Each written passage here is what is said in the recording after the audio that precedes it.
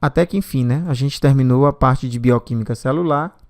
Agora vamos dar início à parte de citologia, na aula 5, questões de 48 a 50. 48ª questão, falando aí sobre a chikungunya, né? PUC do Paraná, 2016. A febre chikungunya é uma doença viral transmitida aos seres humanos por mosquitos como o Aedes aegypti e o Aedes albopictus, os mesmos que transmitem a dengue. Em razão da alta incidência desse mosquito no país, os pesquisadores estimaram o risco de transmissão do vírus chikungunya por outras regiões do Brasil.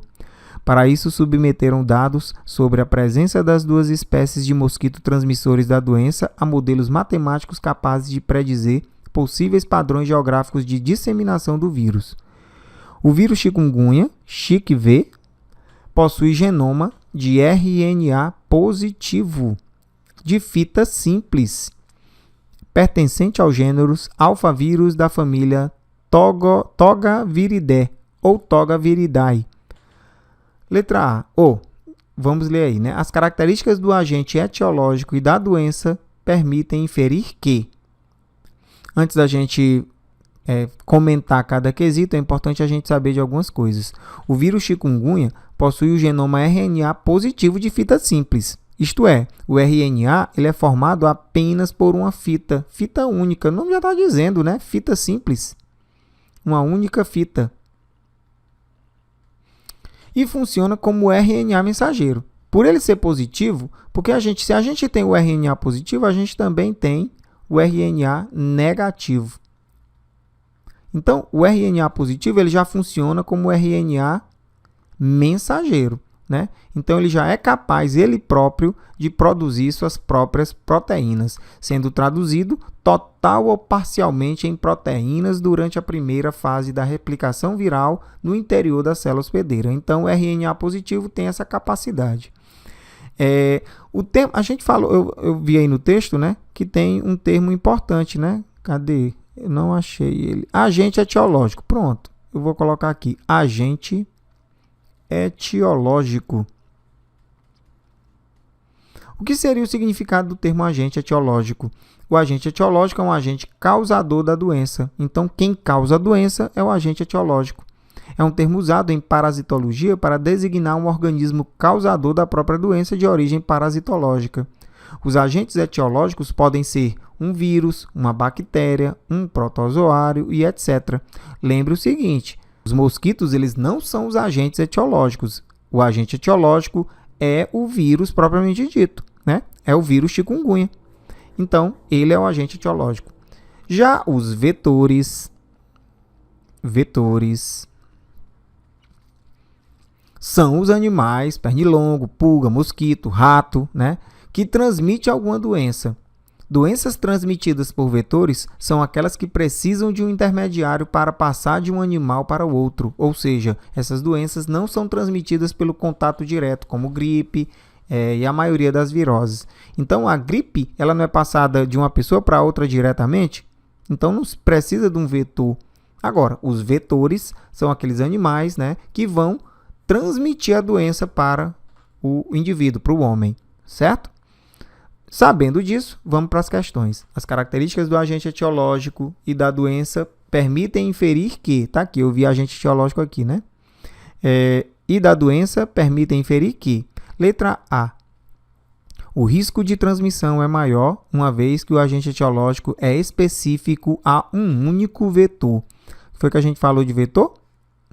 Vetor não é o mosquito que vai causar a doença? Só tem um vetor, agente Aedes aegypti e Aedes albopictus. Então, o quesito já é falso, né? Lá no próprio texto a gente já sabe aí que não é apenas um único vetor, e sim dois vetores. Então, quesito falso. Letra B. O genoma viral apresenta pareamento de bases nitrogenadas. Pareamento? Bom, se ele é fita simples, então ele vai ter o que? Apenas um corrimão daquela molécula. Lembra lá do DNA? O DNA ele não é formado por uma dupla hélice? Então, essa dupla hélice ela vai formar, tem uma base nitrogenada pareada a outra base nitrogenada. Uma base nitrogenada pareada a outra, e aí segue, né? formando assim a escadinha, né, que seria o nosso DNA. No caso do RNA, como ele é feito por uma única fita, ele vai ter apenas uma estrutura linear. Vou colocar aqui. Deixa eu apagar isso aqui, porque a gente já bagunçou demais aqui. Pronto, então, como esse vírus ele é formado por uma fita simples, então, consequentemente, ele só vai ter um corrimão.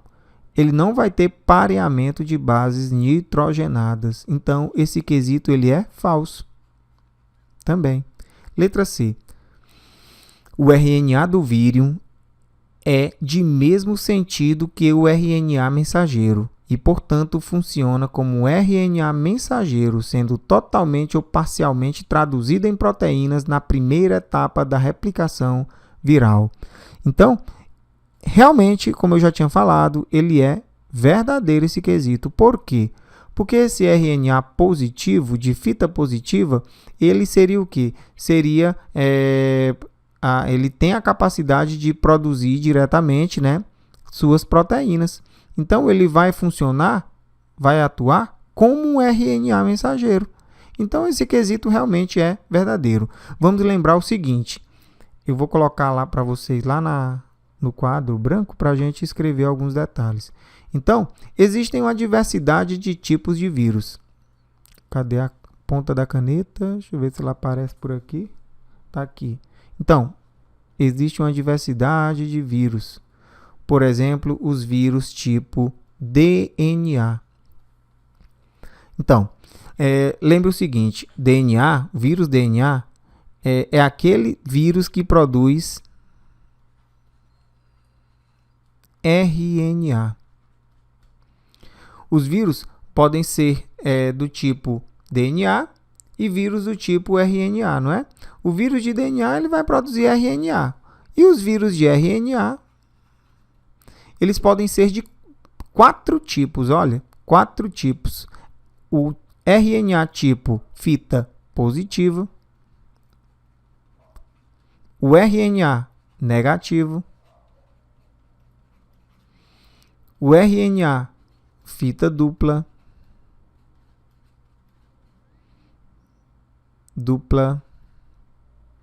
e aqueles indivíduos chamados de retrovírus.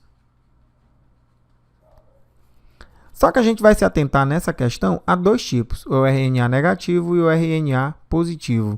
O RNA positivo é aquele que possui o mesmo sentido do RNA mensageiro. Ou seja, eles podem produzir diretamente, através da sua tradução, proteína viral. Então, eles têm a capacidade de produzir diretamente, sem problema nenhum, proteína viral, para formar a cápsulazinha lá do vírus e aí ele conseguir migrar para outras células. Então, RNA positivo produz diretamente proteína. Já no caso dos RNA, os vírus tipos RNA negativo, eles têm que produzir, logicamente, a sua proteína viral, né? Só que, o que eles têm que fazer? Eles precisam produzir, inicialmente, um outro tipo de RNA, que é o RNA positivo.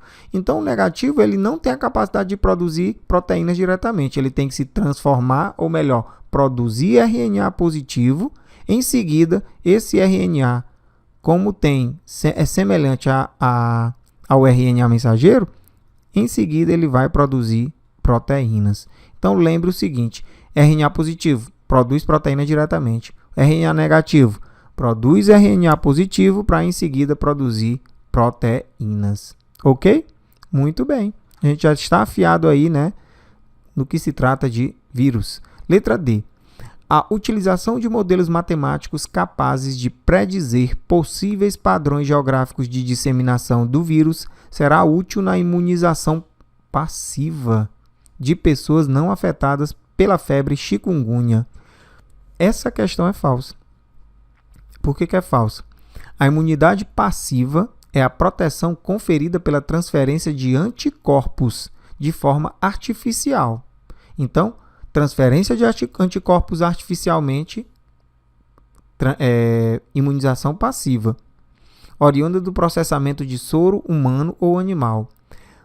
Além disso, também se tem uma imunização passiva natural, como, por exemplo, a transmissão transplacentária de anticorpos maternos para o feto ou pelo leite materno. Nesse caso, a imunidade ativa, né, seria o uso de vacinas, né?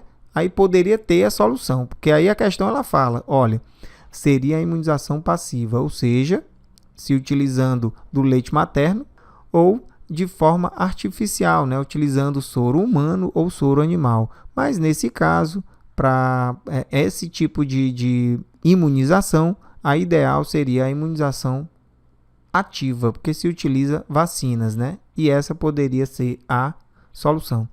Então, letra D, falso. Letra E, Aedes aegypti e Aedes albopictus são espécies pertencentes ao mesmo gênero, mas de família diferente. Quesito falso. O Aedes aegypti e o Aedes albopictus são espécies pertencentes ao mesmo gênero e à mesma família. Os dois fazem parte da família dos Culicidae, vou até escrever, Culicidae ou Culicidae, que são provenientes da África. Então, quesito é falso.